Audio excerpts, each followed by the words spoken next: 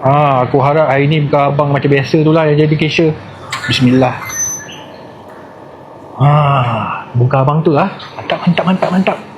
Hai, selamat datang. Hai, selamat datang. Saya kan kalau boleh nak order Merdeka Combo. Pau tak silap saya kan? Ya.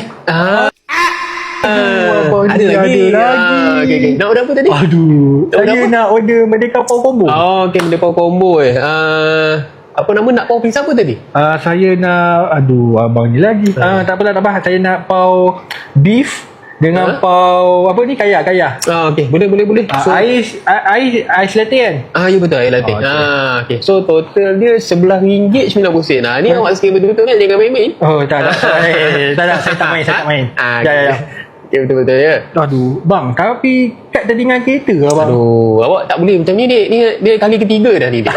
Tak, masalahnya saya memang tertinggal ni. Jap, boleh tak? Boleh. Boleh Okay. Okay. Siap abang? Okay, boleh. Okay. Datang balik tau. Ya. Kalau ada abang, saya datang balik. Saya dah tekan ni, datang balik. Okay. Order for Hakim. Terima kasih. Ini order abang. Mana abang tadi? Abang tadi